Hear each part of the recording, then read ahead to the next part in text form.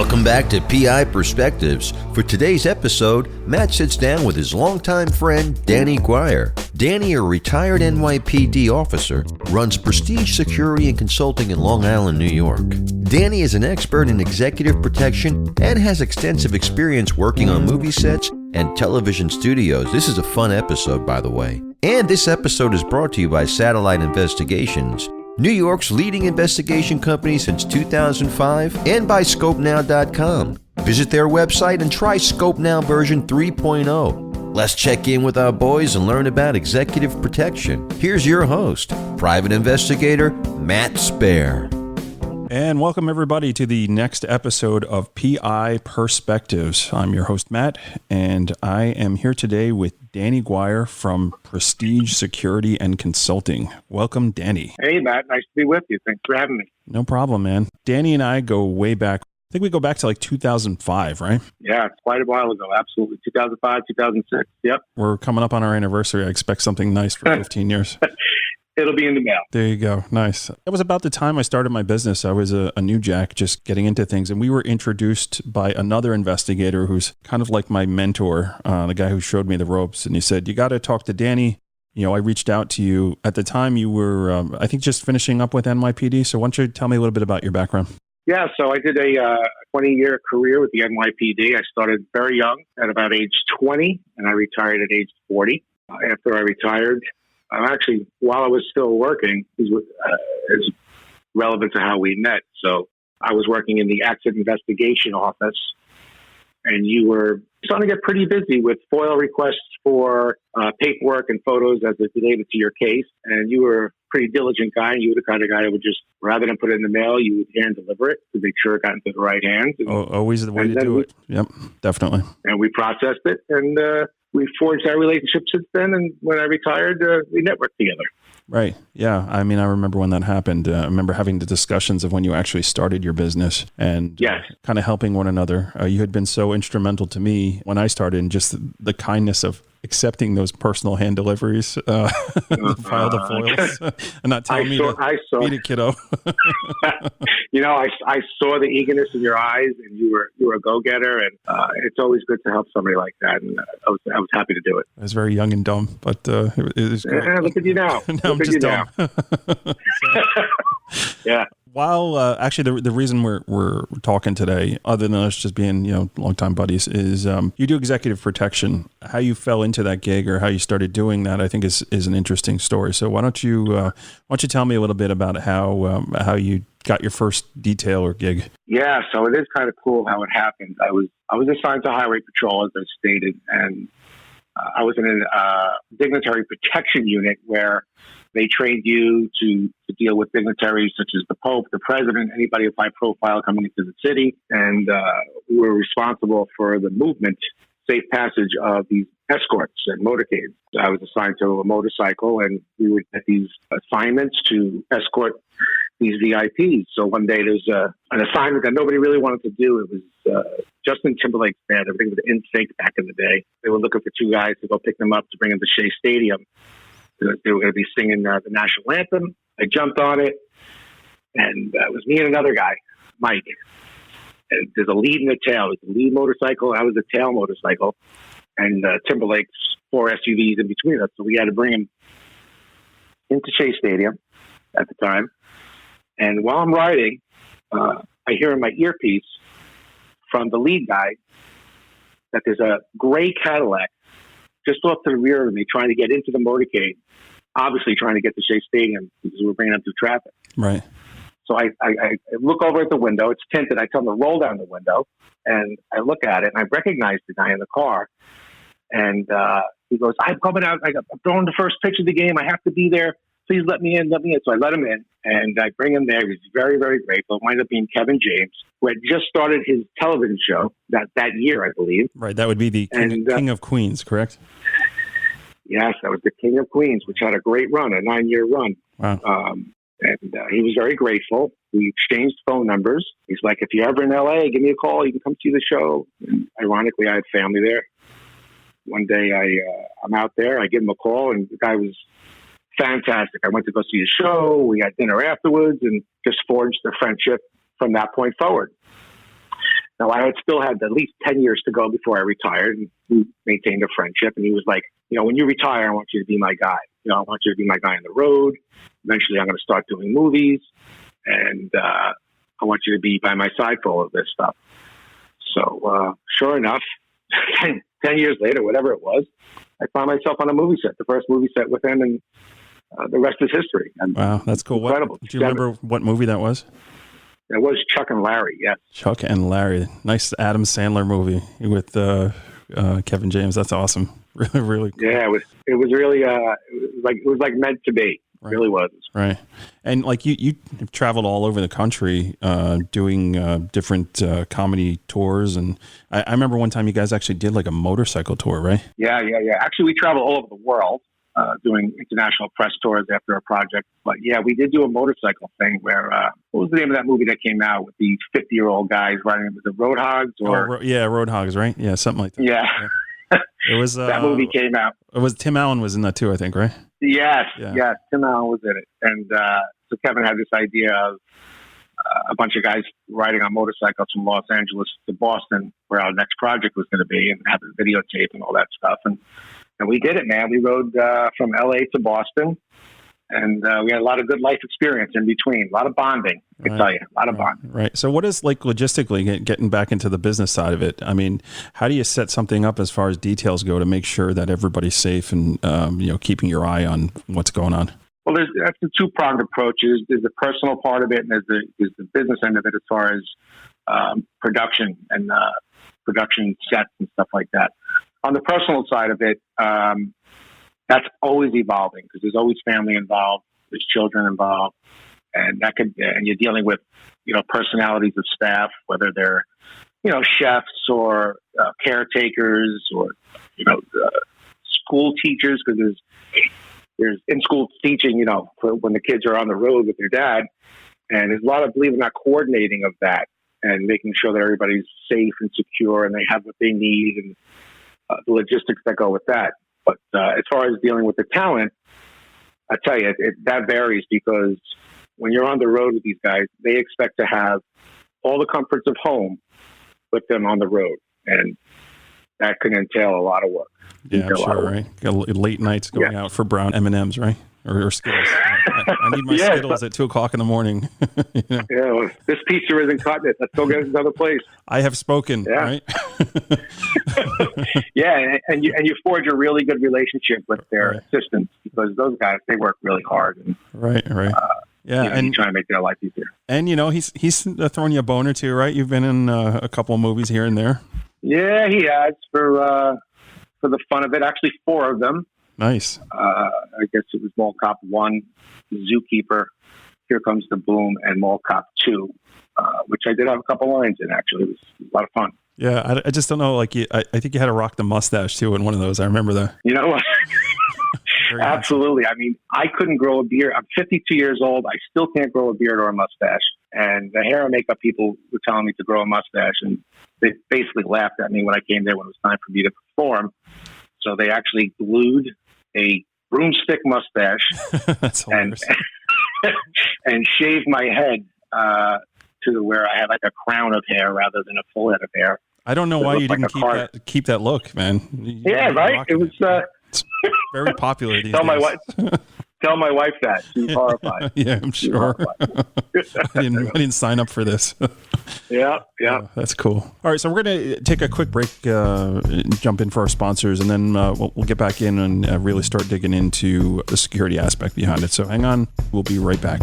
Thank you, Matt. This episode is brought to you by Satellite Investigations in New York City. Satellite Investigations is New York's leading investigation firm since 2005. Now check out the newsletter archives for previous articles and publications. Matt is also available to be booked as a speaker for your association or conference events. You can visit their site at satellitepi.com. That's satellitepi.com for more details. Back to Matt with Danny Guire. And welcome back. We are sitting here with Danny Guire from Prestige Security and Consulting in Long Island. Danny is an expert in executive protection. we covered how you met your A-lister, and that actually has. We were talking about earlier offline that has spiraled into working for other people too, right? So they all talk amongst one another, and they said, "Hey, I need somebody that's good," and it has led to other contacts for you and other accounts. Correct? It really has. It has evolved into other actors and professionals in that industry because, like you said, it is a closed circle. I've learned that the people in LA and the people in New York know each other, and it's a very small world. And once they get to kind of like trust you and know you, they spread the word. Like anything else, it's advertising, word of mouth. Right. So how does the planning work going into like a movie shoot? Like, so you know that you're going to be, let's say, up in Boston for, 5 or 6 months, and you've got this task of putting together a team or putting together a security plan. Like, walk me through that. What does that look like? Yeah, so like anything else, it all starts with money. You get a budget from the studio, and your actor, the person who you're protecting, gets what's called a perk list or perk sheet, which also has money involved. And you come up with a team, and basically it's just like the police department. You come up with a guy that handles all of your scheduling and handles payroll and man hours and all those kind of things. And I'm the guy that comes up with strategic locations, a plan, locations of emergency exits, relationships with the local authorities, which is extremely important. Yeah, I'm sure very important. You got to let them know what's going on, right? Give them the heads up. Absolutely. And even sometimes you got to hire some of their people. Absolutely. Or you got to keep them off the set, right? No autographs, buddy. Beat it. Autographs. They come for the food. They go to craft services. They line up there. They know what they're doing. Please tell me they're donuts at craft service. Only when we need more cops there. We'll line up some more donuts. The word gets out pretty good. Living the stereotype. That's awesome. There's a lot of logistics involved, and you deal a lot with the locations manager who will, let's say, come up for shooting in, let's say, a museum for the day or 2 days. Well, I'll come up with a plan, a security plan, and depending on what other talent is working that particular day on that scene, I will deal with their personal security guy if they bring one. If not, I assign someone to them and lay out a plan. Thank goodness that's all worked out pretty good for me. But it all starts with the budget and logistics. That's really what it's about. I remember, we'll just name drop here because we can. I mean, I remember when you were shooting Grown Ups, and now taking that, I got to take care of one person to, I got to take care of 5 or 6 quote unquote A-list talents here, and make sure they're all accounted for. Like I remember how crazy that was for you, and making sure everything was done properly.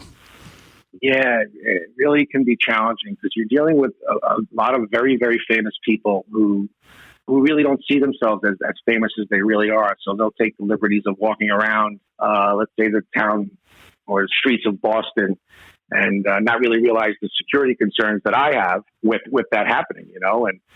And that happened more times than I cared for. Going to restaurants and stuff like that. Yeah, you got Kevin running around with his Mets jersey on, right down through Fenway, laughing about Bill Buckner, and that could be a problem, right? That brings up a great point, Matt, because typically when you see somebody doing ET work, protection work, you'll see them in suits and ties and such. When you're dealing with guys like that, you will stick out like a sore thumb. Right. You have to dress to your client's dress, if you will. If these guys are wearing sweats and jeans and T-shirts, like you said, or jerseys, well, you know what? You have to wear sweats and jeans and some sort of attire that will match what they are. Yeah, come on, admit it, man. You've worn Jets gear in the past. You're a huge Giants fan, and he's made you wear the green, right? Never happened. There's got to be a picture floating around somewhere. I know it. Well, you can search the internet and you might come up with something, but I don't know. Dude, Photoshop, be careful. Be careful. We'll make something. Yeah, it's fun stuff. But yeah, other challenges with dealing with so many personalities. Sometimes, everybody has their crew. Everyone has their own set of crew. And oftentimes, let's say there's something called a call sheet. And a call sheet determines when and what time you are to be on your post, so to speak, to act. And if you're on the call sheet as number 1, which obviously would be the highest paid person or the biggest star, you're typically called to the set last. You want everybody on set and ready to go when you get there. Right. So, these are little things that if your actor is number 3, you don't want to get him there last, because now the guy who's number 1 can take that to heart. These are just little things that people have no idea that goes on. I'm sure, like when you're dealing on a set with 5, A-list celebrities, that was very difficult. They all like one another, apparently, or allegedly. Yeah, they do. They're a special group, and their success is definitely because of it, for sure. Right. Doing movie sets and doing the investigations, like sometimes you get tips that there's a problem person, right? You'll get the heads up that there could be a problem with an individual.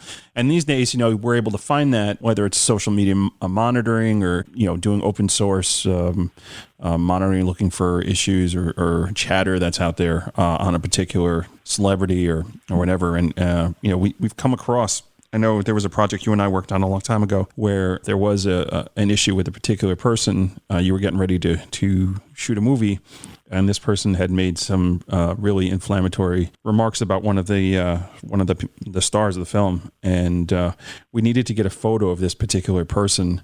So your staff had it with them, saying, if this person showed up on set, that they needed to act on it immediately. Yes, I remember. So it. Yep. so we worked together on that, and I was hired to actually go do surveillance, which I typically don't do surveillances. I usually farm that work out, but because of what was being asked, and I really wanted to make sure it was done right, I'm like, all right, I'll bite the bullet and sit in my car there. And it ended up being, I was like 2 days in, and we still had nothing on this person. Yeah. And I'm like, oh God, like I'm trying to run my business, and I can't get it done because I'm sitting here in my car. And we were able to pretext and find out that the person we were looking for, the reason they weren't home, they were in a mental institution. Yeah. Rightfully so, right? Yeah. I remember it. They had gotten locked up for some evaluation, right? And sure enough, we had to wait a couple of weeks for this person to get out of wherever they were and back home. And once we got the word that they were back home, the next day I got out. The person went out to go check their mail or bring the garbage pail in, and boom, the job was done. So that was interesting. It's like, I'm sorry, they're not here. They're institutionalized. Try again. Yeah, and the things that you've helped me with along the line is, like anything else, when you're dealing with celebrities, intelligence is very important. So a lot of monitoring of the internet and chat rooms and social media in general is extremely important. Right. And you've taught me on many levels how to monitor that, and that's how we get the information. And when I'm on a movie set, I have all the guys give me weekly, or if it's an emergency, that moment, what they're hearing, what they're seeing, chatter, and then I will decide whether to move forward with it or not. There's some really nice tools out there that really they compartmentalize like all those searches. It's like almost like a one-stop shop where you can really absolutely. And you've helped me out so much with that. You really have. Yeah. Well, we try. Other challenges on that type of work.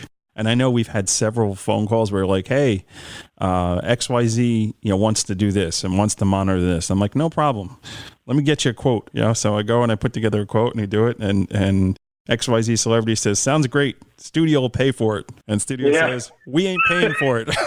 And it dies a miserable death because they can't decide on who wants to pay the retainer to get this stuff done. And that's happened more than once. Yes, it has. And it's amazing because everybody would think that the money is endless and it isn't an object, especially when it comes to your personal safety. But, it's also one of those things that if it never happened to you, you don't worry about it until after it happened. When in the world of security, you're all about preventing, right? Yeah, right. Where unfortunately, it sometimes ends up being reactive instead of proactive, and that's one of the biggest challenges. You can speak to anybody that does EP work. That's probably challenge number one. Trying to convince your client to be proactive instead of being reactive. Yeah, and I remember particularly with this client we're talking about, you had given me printouts and information on how good this product would work. I laid it out for them, and wow, this is great. I love it. This is perfect. Blah, blah, blah, blah. And like you said, it died in the budget room. Yeah. Well, I think we got a little wise to it because we were like, okay, going forward, let's not talk to the talent. Let's talk to their management, right? Yeah. And when they're negotiating the contract and their riders for them to be a part of that particular project, like work it into the budget. So we have some money to go and do this. So anybody that does EP work, if you have that type of connection, if you're in the entertainment industry, taking that route to try and get get it negotiated into the actual contract of the talent being a part of the project is a good way to make sure that you're able to do what you need to do.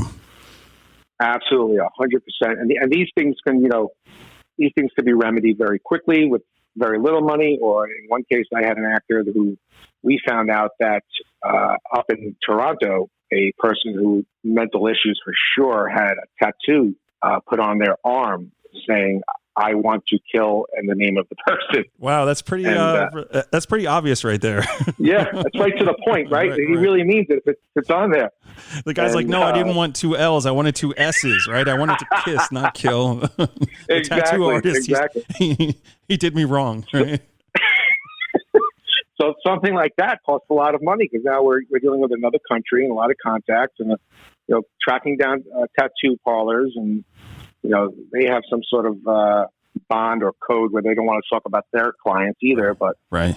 That was an expensive one to find. We found that person. Of course you did. Yeah, of course you did. You probably had a good investigator working with you. I don't know. Maybe. I cannot confirm or deny. Yeah. So before we move on from the movie sets, I wanted to cover one more story, I guess, where we kind of work together because I think it's kind of funny. On a completely unrelated matter, I had scheduled an appointment to meet with somebody who was former law enforcement and take a statement from them on an accident that they worked on. So they were like the responding detective from this accident that had happened like 10 years earlier. And my client, personal injury client, wanted to lock down this retired detective's statement, right? So I contacted him and he's like, "Yeah, no problem. I'm out in Brooklyn. Come meet with me," right?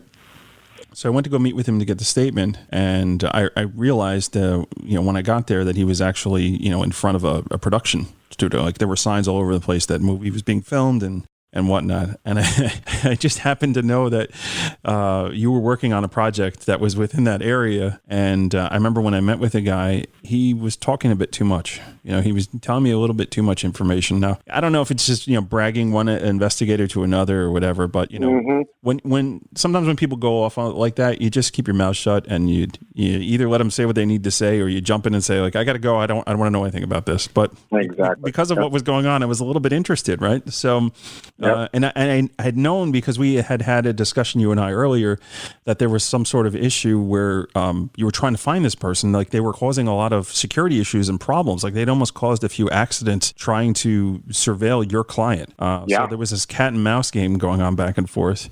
And sure enough, here I am. I run into this guy and he basically tells me what he's doing there. And he tells me how he's getting his information, which was great because we were able to discover the leak on the set on how the information was getting from one particular person on the set to the paparazzi and how this guy was paying the paparazzi off. It was really like a web of lies. It was very very interesting. I remember when we got that information because obviously I was working on the other side already. It was kind of a weird conflict for me, but it was like, how are we going to handle this and what does the talent want to do on this? So I thought that was a very very interesting story. So guys that are out there that do like EP work, don't talk about your jobs to anybody. Yeah. Like you never know who you're meeting with or what you're doing. And like I said earlier, this world is really a closed world. It's everybody knows each other. It can always come back around, whether you're in LA or New York. And in this particular case, boy, did it backfire on that guy.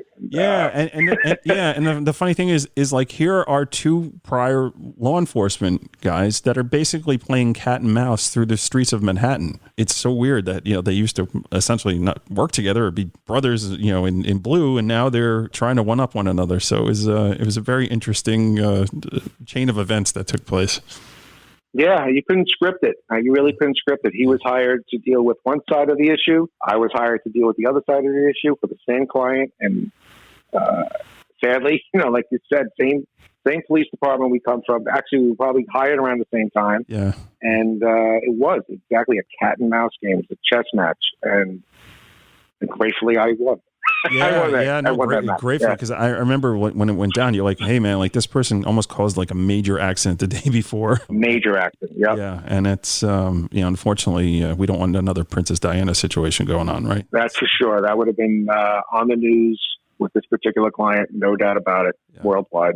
So let's talk a little bit about some of the challenges of doing this work. I mean, obviously you've got to keep an eye open for, the threat is always there, but let's talk like personally about, somebody who does this type of jobs and what it entails and the challenges of, being away from home, being away from your family. So tell me a little bit about them. Yeah. So being away from home, you always start with your own family dynamic and being away from your wife and kids. That's always on your mind, whenever you're traveling with these clients. So I've been away as long as 2.5 months at a clip. And, just knowing that your family's good and everything's secure is the first step, because then you really can't do your job with a clear mind, knowing that things at home, are not settled.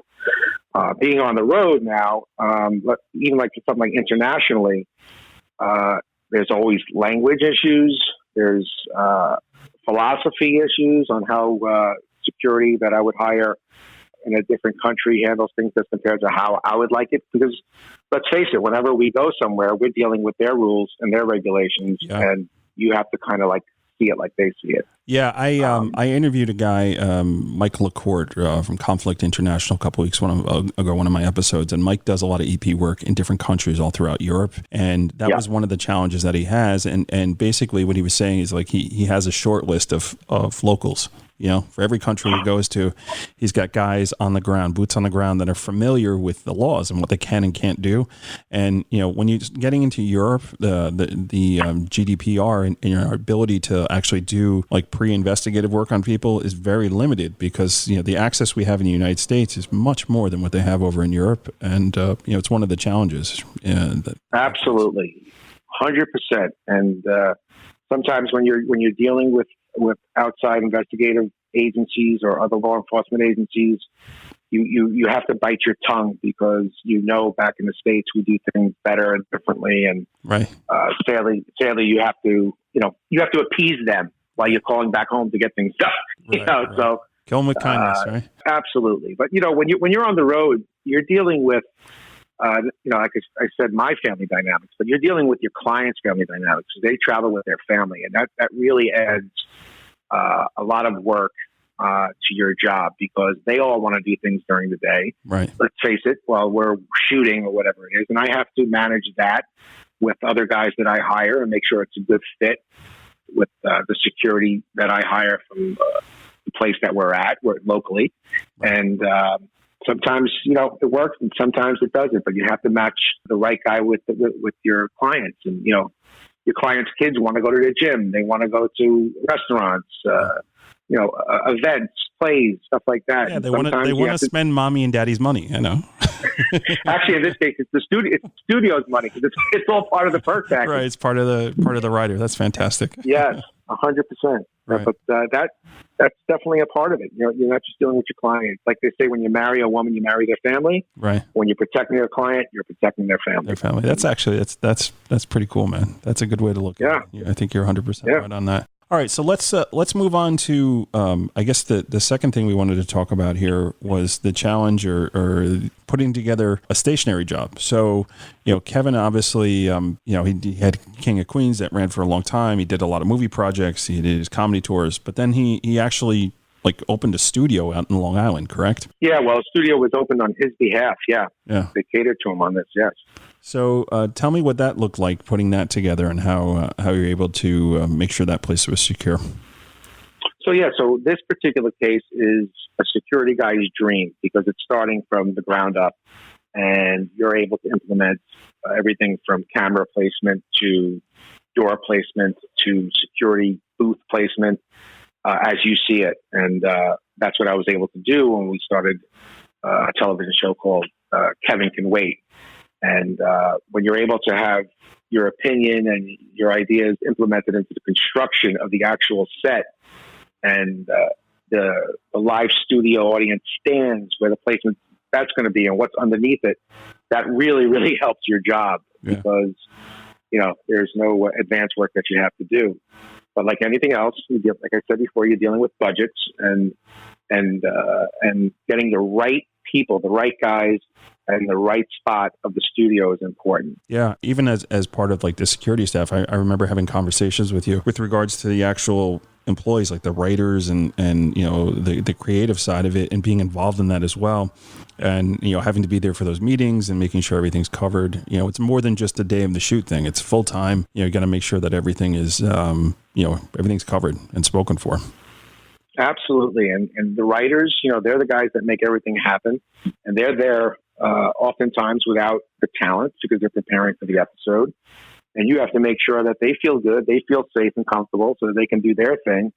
And when you're sitting in on meetings, I'll always ask, at the end of the meeting, and we have quite a few of them during the week, are there any concerns? Can I do anything for anyone? Does anybody have any family coming in? Who are the actors coming in for this particular episode? And then I have to do research on them to see if, what their problems are or if they've had any security issues. No, actors never have problems or security issues. Never have problems. People, no, please. Like I've never seen anything on social media about any actors having any problems. and I always contact their personal security guy, and I try and cater to them because they're guests of ours, and we want to make sure they have everything they need. And right, stock the green room. Sometimes there's a little power struggle with the security guy, but we ultimately make things work out, and thank goodness never had any issues. Yeah, and I guess it would trickle down to like guys on your team too, right? If they could be giving one of your guys a hard time, and then you got to deal with that, right? Absolutely, 100%. And back to some of the challenges, which was your original question, is let's say if I have a staff of 5 to 7 guys during the week and 7 to 12 guys on Fridays when we shoot with 300 people in the audience. Guys get a little comfortable, when they're there during the week and you're there for week in and week out. It's exciting anymore. And, right. Complacency is a problem. And you have to find the right guys to take it seriously every day, because every day can be a different challenge. Right. And, you have to have the right guys in the right spot. You can't have a guy taking care of the dressing room area that doesn't present himself in a more professional way than the next guy. So right. Those are some challenges. Those are the times when you can wear the jacket and the tie and all that. It's permissible. Yes. Yeah. So how do you source these guys? Where do you find them?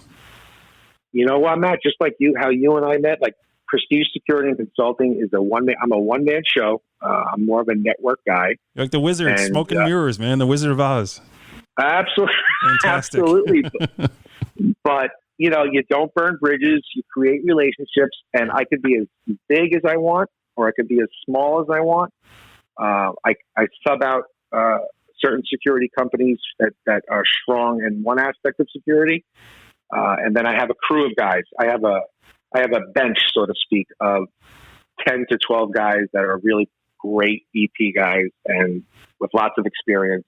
And ironically, they're all NYPD guys, just like me. Yeah. You get to the point in your career where you want to start doing less of the legwork, more of the management, and, like you don't want to run around the world anymore. But it'd be nice to have somebody who could run around the world for you, and you're still running your thing. So that's always a challenge to try and roll that into that as well. 100%.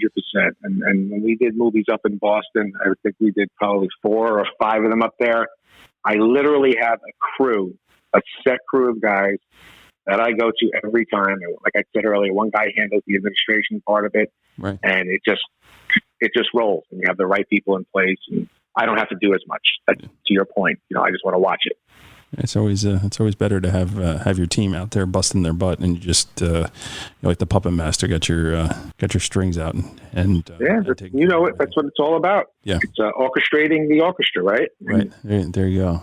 Before we wrap things up, I also wanted to talk about what happens when the talent you're working for decides to take a break.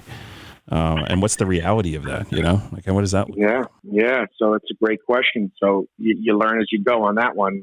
If your client decides to take a break for an extended period of time, you have to start to diversify yourself and look at other things that you can do. Fortunately, for someone like me, I have many different things that I do. I do a lot of consulting. I do a lot of executive driving. Right. Which is in Manhattan, there's a lot of that. And I do, like I said, as far as the consulting part of it, the accident investigation part of my career has come in handy. Right. To keep myself busy while I'm not with my client. And it can be challenging. Yeah, sure. It can be because you're used to doing a certain amount. Yep. And that disappears. And then you go out there and you make it happen.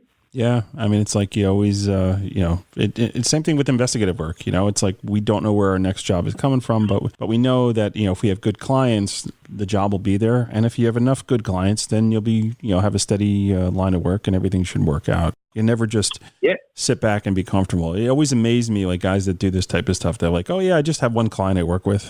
I'm like, how long have you been doing this for? With just one client? Like, what happens if they go to jail for tax evasion? Like, what are you going to do?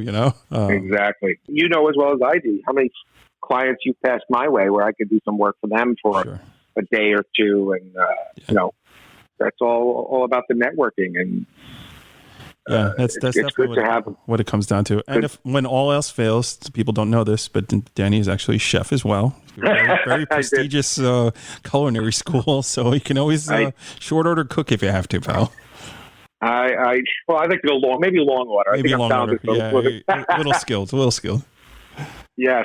I did go to culinary school, and I graduated from culinary school, and shortly thereafter, I was in the police academy. Yeah, that's great, man. So you have quite a story of travels that you've done in your time. So, all right, I think we're going to wind down here. I really appreciate you coming on. Like I said, we've been friends for 15 years, I guess. Apparently, still waiting for that gift in the mail. It's there. It's coming for sure. It's coming tomorrow. Tomorrow's going to be the day.